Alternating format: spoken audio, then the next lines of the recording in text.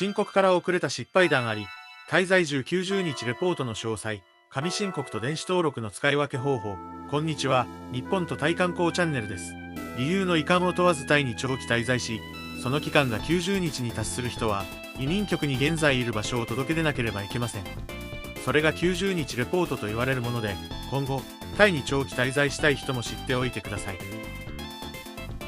実はこの前、日付を勘違いして申告から25日遅れ、結果、罰金を払うことになってしまいました。罰金額2000バーツ、しかもパスポートに罰金のスタンプまで押されてしまいました。なお、外国人の中には、長期間申告を忘れていて、出国時に発覚し、結果、5年間のタイへの入国拒否となった例もあるそうです。Oh no. 奥さんがタイ人でタイに滞在していたらしいのですが、大変。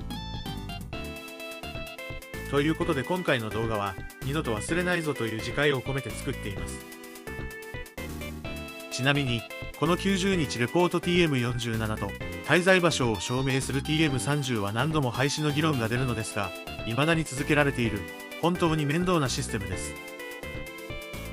今回のように忘れていて罰金ならタイにとっては入金ですから、結局続けられるわけですよね。そういう国でも住みたいのなら仕方がありません。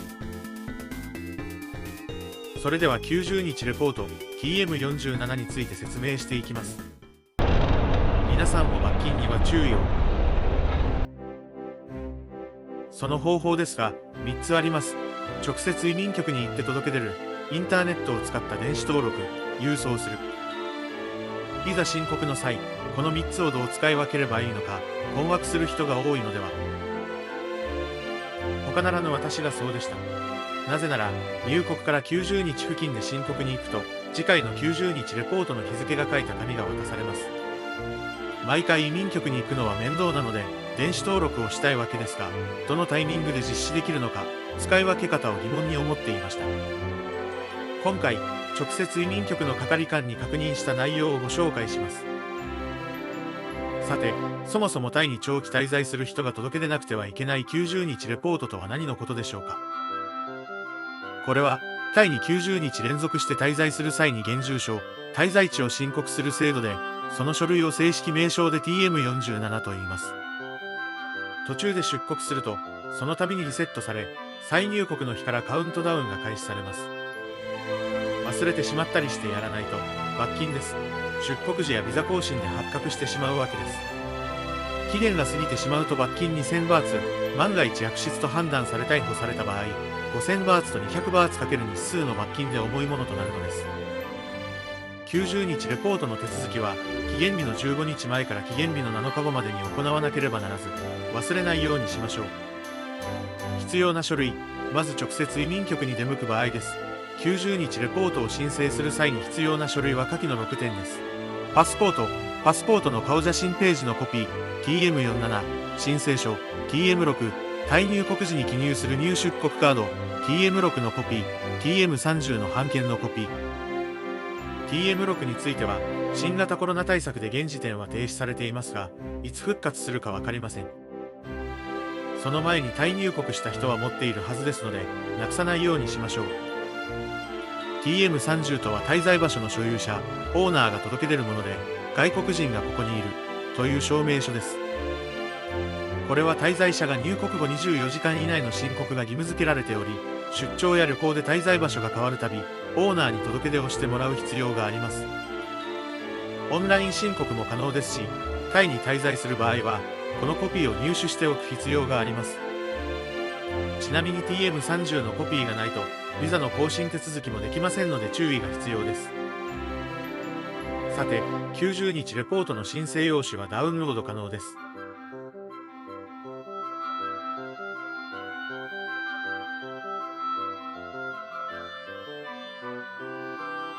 画面を開いたら、下にスクロールすると TM47 がありますのでダウンロードしてください。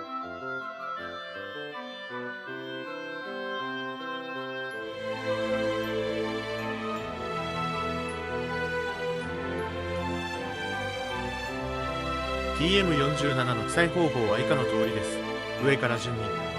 記入日、申請者情報、名前、国籍、ビザの種類、タイ入国日、パスポート番号、入出国カード番号、TM6、滞在先現住所、電話番号、携帯、パスポートの署名。1から8は英数字で、9はパスポートと同じ字体で青ペンで記入してください。署名から下の欄は記入不要です。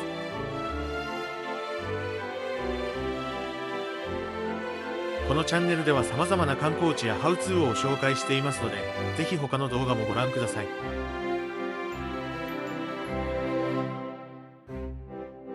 ここから書類での申請と電子申請はどう使い分けるのかを説明します。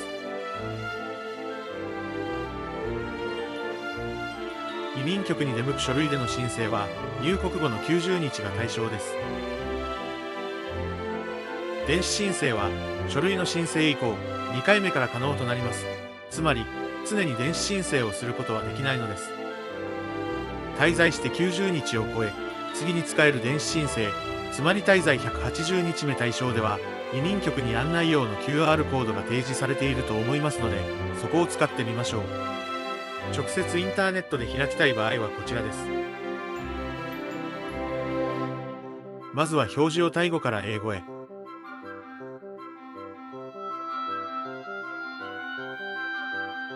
下にスクロールした左側にあるのですが、ここです。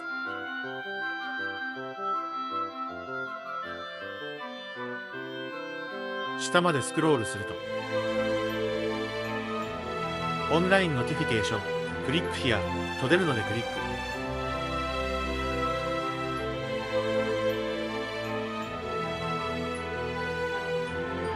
すると画面はログイン画面に切り替わります。初期設定ではアカウントを設定しパスワードを入手。